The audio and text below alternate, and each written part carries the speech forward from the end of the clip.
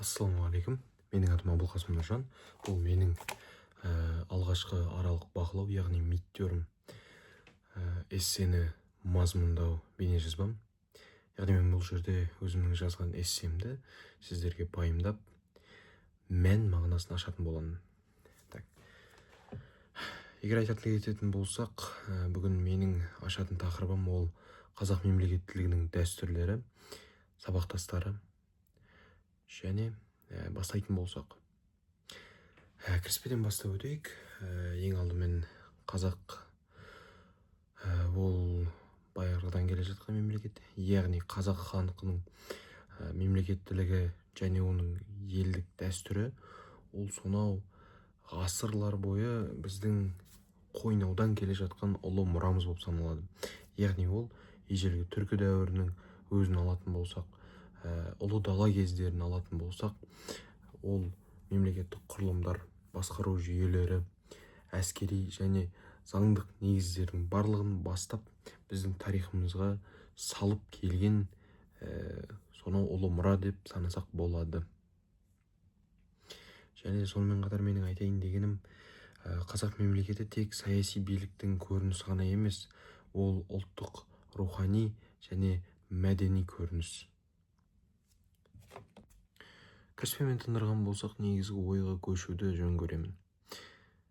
Негізгі ойда менің ашатын тақырыбымның ең алғашқысы ол қазақ хандығының құрылуының алғышарттары. Неге десеңіз, қазақ хандығы ол біздің тарихымыздағы ең ауқымды мәселенің бірі. Тарих сыйымдылығы соның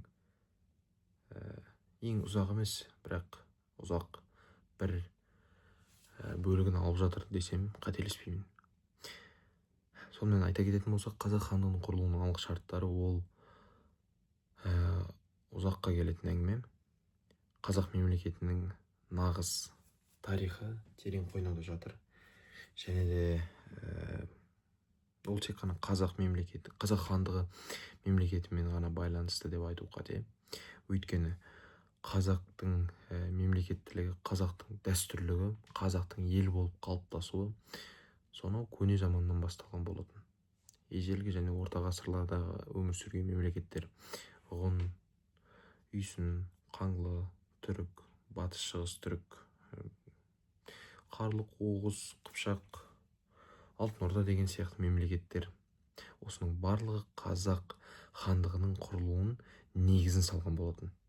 Неге десеңіздер, кезіндегі бұл мемлекеттердің барлығын жиынтықтап алатын болсақ, олардың билік жүйелері, олардың саяси жүйелері және де діндік, нәсілдік құрамдас бөліктері барлығы осы кезде салынып, бірте-бірте реттеліп, қазақтың ұлт болып, қазақтың ел болып қалыптасуына негіз салған болатын. Мысалға, түрік қағанаты кезінде ел және жер деген ұғым біртұтас мемлекеттік идея ретінде қалыптасқан болатын. Бұл неге әкеп соғады? Бұл қазақ халқының бөлек мәдени топ, яғни ел болып бірігуіне алып келеді. Сонымен айта кететін болсам, алтын орда ыдырауымен оның құрамындағы дешті Қыпшақ жеріндегі елдер, сол жердегі тайпалар, этникалық бірлестіктер, солардың барлығы қазіргі қазақ халқын қалыптастырған болатын.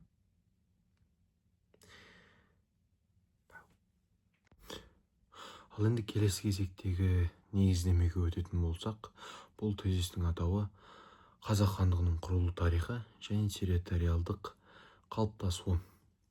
Барлығымыз білеміз, қазақ хандығы 1465-66 жылдары Керей мен Жәнібек деген екі сұлтанның Әбілқайыр хандығы атты мемлекеті. Ол ертеректе алтын ордадан бөлініп шыққан хандық, яғни мемлекет болатын. Солардың Керей мен Жәнібектің Әбілқайырдан бөлініп шығып, Моғолстан ханы Толық Темірден жер алып, сол кездегі Жетісу жерінде, яғни Қозыбасыда алғаш қазақ хандығын құруымен байланысты болған. Бұл оқиға Алтын Орданың, Әбілқайыр хандығының және Ноғай ордасының ыдырау кезеңінен кейінгі заңды тарихи процесс болды. Және де қазақ хандығының аумағы біртіндеп Жетісу, Сыр бойы, Ұлытау, Ертіс, Есіл және мен жаңа айтып өткен жерлерде кеңейе бастады. 16 ғасырда Қасым ханның билікке келуіне байланысты хандықтың шекарасы толығымен қазіргі қазақ ру тайпаларын қамтыды. Яғни Қасым ханның қасқа жолы, Есім ханның ескі жолы және Тәуке ханның жеті жарғысы қазақтың құқықтық дәстүрлерін нығайтқан маңызды заңдар жинақтары болды. Тақырыбымызға өтетін болсақ, ол қазақ мемлекеттілігінің қайта жаңғыру кезеңдері. Оны екі бөліп қарастырсақ болады. Алғашқысы Алаш автономиясы болса, екіншісі Қазақ АКСР мен Қазақ КСР. Қазір айтатын боламын. Алаш автономиясын өтетін болсақ, ол 20 ғасырдың басында қазақ зиялыларының тәуелсіздік пен мемлекеттік жаңғыртуға деген ұмтылыс. Яғни 1917 жылы желтоқсанда Орынборда өткен екінші жалпы қазақ съезінде Алаш автономиясы жарияланып, Алашорда үкіметі құрылған болатын. Оның басты мақсаты ол Алаштың идеясын қорғау. Әлихан Бөкейхан, Ахмет Байтұрсынұлы, Міржақып Дулатұлы деген сияқты қазақ зиялыларын бастап шығарған ұлт өкілдері тәуелсіздікті бейбіт жолмен алуға негіз салған болатын және тырысқан болатын. Бірақ енді өкінішке орай біршама уақыт өтіп қана біз тәуелсіздігімізді жариялау 91 жыл. Сонда да Қазақ АКСР мен Қазақ КСР-ға өтетін болсақ, олардың құрылуы ең алғаш 1920 жылы КазАКСР, яғни РКФСР құрамында болған Қазақ автономиялық кеңес социалистік республикасының құрылуымен басталды. Ол кезде қазақ халқының өз жерінде әкімшілік құрылымдық мәртебеге алуына жол ашты. Және де бірақ айта кететін жайт бар. Бұл автономиялық республика болды. Яғни ол басқа КСРО құрамындағы республикалармен мәртебесі тең болған жоқ. Кейіннен 1936 жылы Қазақ КСР одақтас республика болып құрылып, халықаралық құқық тұрғысынан және бірліктің белгісінен алға дамып шықты. Яғни бұл кезеңде индустрияландыру, сауат ашу, мәдени жаңғырту процестері жүрді. Бірақ та шын мәнінде бұның барлығы саяси қуғын сүргінмен, кейінгі зиялыларымызды қырумен, ашаршылықтармен біздің демографиялық және мәдени біртұтастығымызды біршама бұзып жіберді. Және осындай сынақтар біздің дамуымызға, қазіргі дамуымызға да әлі де кедергі келтірген салдарын әкеп соқты. Тәмамдайтын бір тезистің біріне келдік. Ол 5-ші жаңа Қазақстан саясат және қазіргі оның жағдайы. Бұл жерде ащы шындық айтылуы да мүмкін. Бірақ бір жағынан оның жақсы жақтары да, әлсіз жақтары да бар. Айта кететін болсақ, қазіргі таңда өз даму жолында жаңа кезең басталған болатын. Жаңа қадамның атауы жаңа Қазақстан. Бірақ бұл тұжырымдама негізінде бұл идея елдің демократиясын жаңадай жаңғырту, елдің, халықтың билеуі негізінде салынған болатын делік. Бірақ бұл әділетті қоғам құру мақсаты мүлде басқа. Президент Қасым-Жомарт Тоқаевтың бастамасымен жүзеге асқан конституциялық реформалар биліктің теңгерімді жүйесін орнату және азаматтардың саяси белсенділігін арттыруға негізделген болатын. Бұл қиын сөздердің барлығы тек қағаз бетінде ғана орындалған болатын. Дәл қазір мемлекет басында, үкіметте адамдардың, яғни мына қарапайым қара халық азаматтардың билігі қатты білініп жатқан жоқ, шыны керек. Жаңа Қазақстан тек саяси реформалар ғана емес, ол елдің санасын жаңғырту. Оны қалай айтсақ болады? Әділдік пен мүмкіндіктер теңдігін қалыптастыру идеясы деп тұжырымдаған.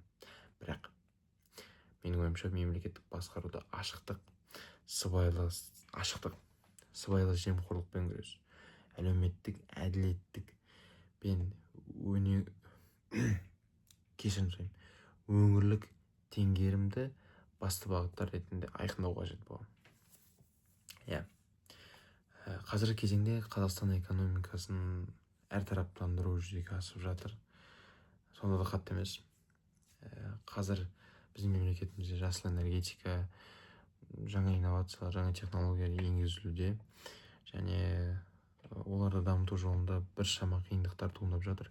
Бірақ та сыртқы саясатта ел бейбіт жағдайда барлығымен дипломатиялық келісім шарттар орнатылған, барлығымен бейбітшілік және көп векторлы саяси бағыт ұстанылуда. Сонымен оның қорытындылай келетін болсақ, халықаралық деңгей нығаюда. Бірақ тағы да айта кететін жайт бар, ол жаңа Қазақстанның саяси түпкі мән мақсаты. Оның басты мақсаты ол азаматтардың өмір сапасын арттыру, әділ және заманауи мемлекетті қалыптастыру, және ежелгі қазақ мемлекетін дәстүрлі заманауи жалғас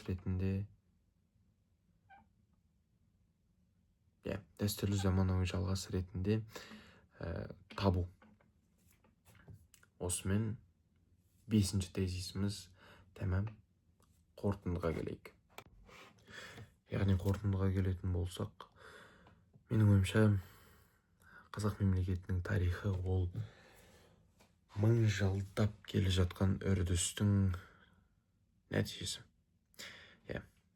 Яғни 1000 жылдар бойы келе жатқан сабақтастықтың көрінісі. Ежелгі түркілерден бастап қазіргі тәуелсіз Қазақстанға дейінгі жол ол өте ұлттық ерлік, жігер және бірліктің дәлелі. Бүгін жаңа Қазақстан Керей мен Жәнібек салған мемлекеттей соның дәстүрін сақтап, алаш арыстарының асқақ идеяларының және тәуелсіздік рухының сақталуы бізге мұра болып қалуда, және біздің тарихымыздың заңды, мұралы жалғасы. Сонымен қатар нақты нүктесін қоя кетейік. Қазақ мемлекетінің дәстүрлері мәңгілік ел идеясымен ұштасқан ұлттың мұраттың айғағы. Назарларыңызға рахмет. Сау болыңыздар.